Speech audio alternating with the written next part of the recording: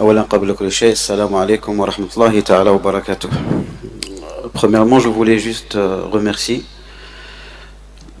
le docteur Zouk, délégué de FC au niveau de la ville de Béjaïa, d'avoir nous adressé une invitation pour participer à cette rencontre qui s'inscrit dans l'optique de développement économique local de la ville de Béjaïa dans divers secteurs, dont le tourisme, c'est un secteur vecteur de développement local. Et je remercie aussi l'université de Béjaïa d'abriter cette rencontre. Et je remercie les autorités locales, à leur tête M. Louali, ainsi que les directeurs, mes collègues d'exécutif ici présents. Permettez-moi de vous présenter dans cette communication, une brève communication sur les opportunités de l'investissement touristique en Algérie. Quand on parle du tourisme, c'est beaucoup plus une destination touristique. Une destination touristique, il y a des ingrédients, il y a des axes fondamentaux qui doivent exister. Ces axes, on va parler beaucoup plus sur la stabilité politique, économique et sécuritaire, car on ne peut pas imaginer une destination sans penser à une stabilité politique et beaucoup plus sécuritaire et économique. Il y a aussi les attraits et les atouts touristiques, car quand on dit destination, automatiquement, il y a trois ingrédients. Il y a les circuits touristiques, l'hébergement et le transport. Et dans les circuits touristiques, ces attraits et ces atouts s'inscrivent. Il y a aussi les structures d'hébergement. C'est des structures parce que quand on part touriste, c'est au moins une personne qui passe au moins 24 heures en dehors de son foyer. Et en dernier lieu, il y a les infrastructures de base telles que les aéroports, les ports, les autoroutes et tout ce qui est comme infrastructure liée au transport, etc. C'est vrai que le secteur du tourisme a démontré sa capacité, primo, dans l'accroître de la compétitivité. Il crée des emplois, c'est un secteur créateur d'emplois. Il aussi contribue à enrayer l'exode rural. En plus, il génère des revenus et beaucoup plus, il alimente un sentiment de fierté au sein de la société. Donc, par son caractère transversal, le tourisme touche pratiquement tous les domaines de l'activité économique. Il exerce une grande influence sur les autres secteurs tels que l'agriculture, la construction, l'artisanat, le commerce et le transport. C'est des secteurs qui ont un lien direct avec le tourisme. Quand on parle de l'Algérie, la destination touristique de l'Algérie, c'est une destination qui est en cours de construction. Parce que si on parle de l'Algérie en matière de tourisme, sa situation géographique dans le bassin méditerranéen, qui est la première destination au monde, c'est un marché grand en matière de recettes et de flux touristiques. La contribution de 1,5% dans le PIB national, plus de 1 million d'emplois qui sont créés à ce jour, plus de 1600 agences de tourisme et de voyage, un parc hôtelier qui dépasse les 1100 unités hôtelières qui représentent 100 000 lits et qui reste toujours insuffisant, et un très grand marché interne et externe. Donc, la destination Algérie, c'est une destination qui est en cours de construction avec une stratégie, avec des objectifs bien fixés. La volonté politique, elle est clairement affichée dans n'importe quel secteur. Il va y avoir une volonté politique. Cette volonté politique, elle est affichée dans le programme de son Excellence Président de la République. Ainsi, elle s'est traduite dans le programme du gouvernement dans le cadre de la construction, de la mise en place d'un nouveau mode économique national. Le tourisme s'est doté d'une stratégie, d'un instrument d'aménagement, qui est le schéma d'aménagement, le schéma national d'aménagement touristique, développement touristique. Ce schéma, c'est la vision de l'État, comment développer ce secteur à l'horizon 2030. Ce schéma, il découle du schéma national d'aménagement touristique, le territoire, le SNAT. Le SNAT, c'est un instrument d'aménagement dans tous les secteurs. Et le tourisme, il s'est doté depuis 2008 de cet instrument.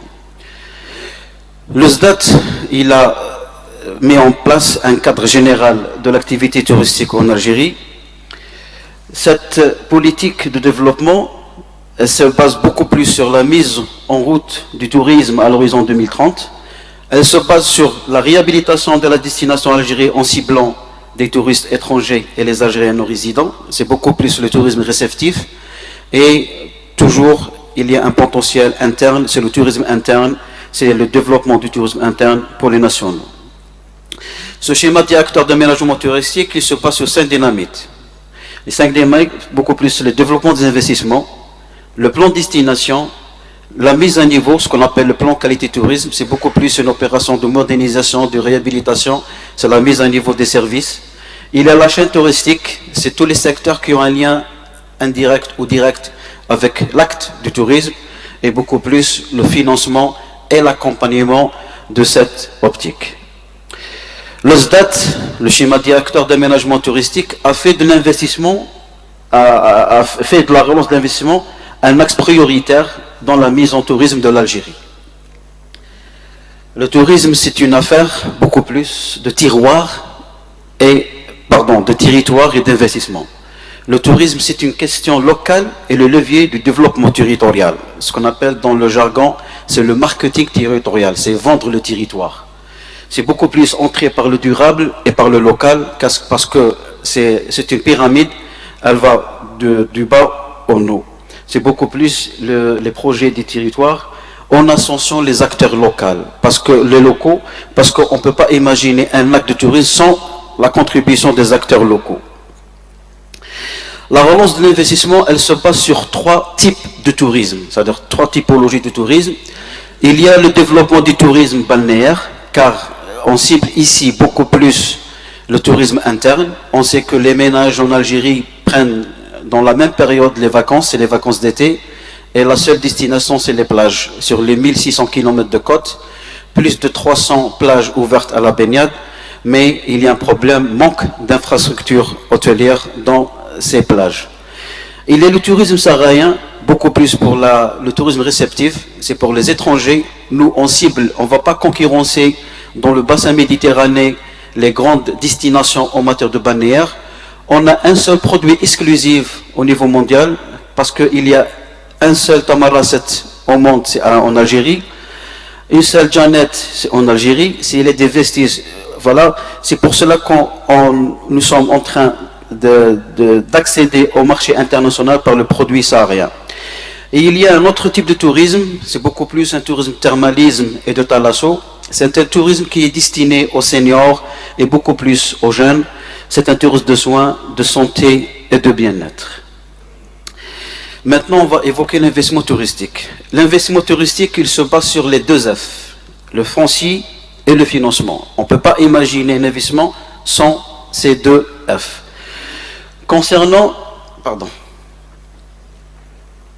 Par où commencer? Si on a l'investissement, si on a le foncier et le financement, par où commencer? Automatiquement, on va commencer par le foncier.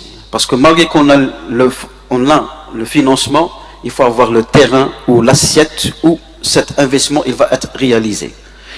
Comment acquérir ce foncier? Ce qu'on appelle le foncier touristique. Le foncier touristique, il se divise en 2 en matière de classification. Il y a le foncier touristique classé, ce qu'on dit les zones d'expansion touristique. C'est un foncier qui est des zones délimitées et réservées exclusivement à la réalisation des infrastructures hôtelières. Et il y a un foncier non classé qui se trouve hors zone d'expansion touristique, c'est les orientations des PDAU, des PDO ou des postes en matière d'instruments d'urbanisme. Comment avoir ces terrains? Vous avez 3 solutions. Vous avez la concession. Le DPE, c'est le domaine privé de l'État. Il y a la nature juridique de ces terrains, ça appartient à l'État. Ils sont mis à la disposition des investisseurs à travers la concession. Soit vous êtes propriétaire, vous avez acheté de particulier à particulier ou une donation, ou vous optez pour une location de 5 années renouvelable, ce qui vous donne le droit de jouissance. On parle de la concession. La concession, c'est beaucoup plus les domaines privés de l'État.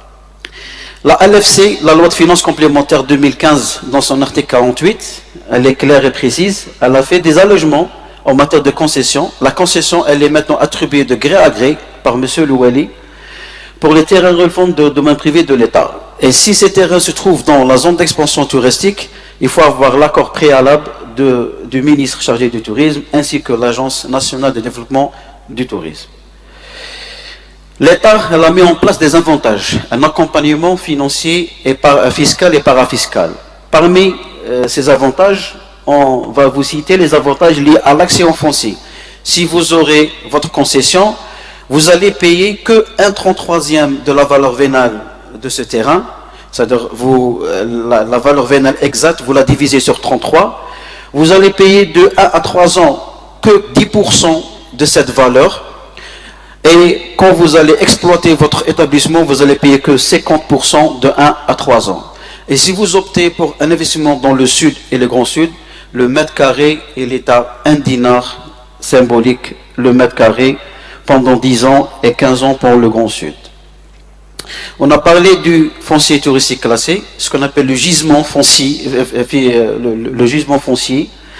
Au niveau national, à ce jour, il y a 205 zones d'expansion touristique qui globalisent plus de 53 000 hectares qui sont éparpillés dans les majorités dans des wilayas côtières, et vous voyez, climatiques et beaucoup plus sahariennes. Le pourcentage, on compte 158 zones d'expansion balnéaire. On a 18 Z de vocation saharienne, on a 17 Z de vocation thermale et climatique, et entre les 12 Z qui restent entre culturel et climatique. Ces zones d'expansion touristique, ce foncier touristique classé, pour être prêt à la disposition des potentiels investisseurs, il faut avoir doté d'un plan d'aménagement touristique. C'est un permis de lotir, c'est un plan d'aménagement. À ce jour, on a réalisé 32 plans d'aménagement touristique au niveau national. Ça va nous permettre de réaliser plus de 366 projets touristiques qui va nous donner plus de 70 000 lits et la création de plus de 35 000 emplois directs. Et les 153 pattes qui sont en cours de finalisation, ça va ajouter à ce nombre. Le financement, vous avez deux choses, soit un autofinancement à 100% du projet, soit vous faites appel à un montage financier au niveau des banques. Si vous faites appel à un montage financier des banques, il y a aussi des avantages qui sont pris par l'État, ce qu'on appelle un taux de bonification de 3% et de 4,5% du taux d'intérêt. Par exemple, si le taux maintenant officiel il est de 5,25, le Trésor public il va supporter 3% de votre taux d'intérêt et vous allez payer que 2,25 pendant 5 années de réalisation.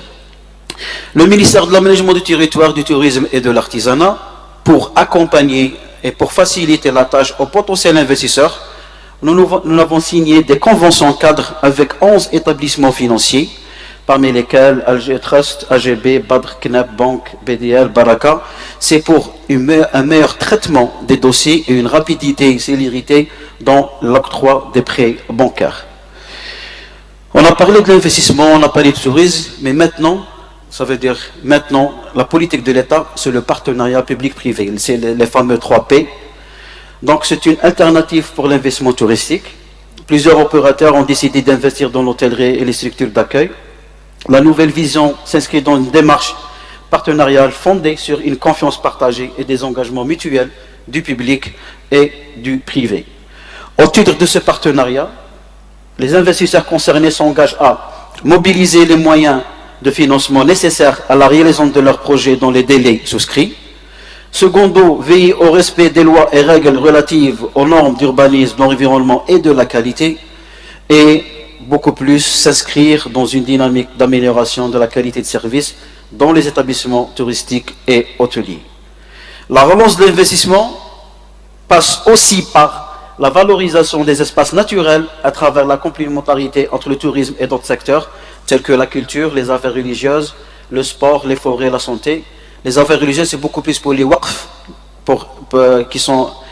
qui restent toujours, ça veut dire, non exploités. La culture pour la mise en valeur des sites historiques et pour faire les circuits touristiques. La santé, c'est beaucoup plus pour le tourisme de santé. Le sport et les forêts, c'est pour beaucoup plus climatique et autres. L'encouragement de l'investissement touristique s'est traduit par des mesures incitatives prises par l'État. Il y a des mesures axées au foncier qui avantages financiers et des avantages fiscaux. et par des actions concrètes au niveau du ministère. On a réduit les pièces de dossier d'investissement de 7 à 3 pièces. Monsieur le Dr Azoug, il a évoqué la rencontre gouvernement Wali. C'était l'année passée et cette année. Alors on a aussi des instructions pour réduire les pièces de 7 à 3. Aussi les délais d'étude de dossier d'investissement qui passent de 30 jours à 7 jours. Ça leur on tient chaque semaine une session. Et beaucoup plus dans le cadre de la communication, de rapprochement de l'administration à l'administré. C'est informer l'investisseur sur la décision prise par la commission le jour de la commission, soit par email, soit par téléphone. À ce jour, au niveau national, on enregistre 1590 projets qui sont inscrits, qui sont agréés au niveau du ministère. Ces 1590 projets, plus de 60% sont en cours de réalisation et connaissent un taux physique positif qui avoisine les 60%. Ces 1590 projets vont nous permettre de réaliser 200 000 lits qui vont ajouter aux 100 000 existants. Ça va créer plus de 81 000 emplois et pour un coût de réalisation estimé à 841 milliards de dinars. Ça veut dire que ces accomplissements, ça va d'ici 3 à 5 ans, Inch'Allah, il y aura beaucoup d'hôtels et ça va répercuter positivement sur la politique tarifaire. Parce qu'actuellement, les services, les services restent à désirer et les prix affichés par certains établissements hôteliers, ça ne va pas encourager la destination locale. Je vous ai ramené quelques projets. C'est le projet Émiral à Alger. C'est un forum émiraté. Il est à 70%. Aussi, c'est le projet Trust au niveau de Bab Zouar. C'est le Sheraton de Annaba. C'est un hôtel aussi à Annaba sur la côte de Chtaïbé. À Bourj Bouarérej, à Béjaïa. Bon, j'ai ramené beaucoup de photos pour Béjaïa.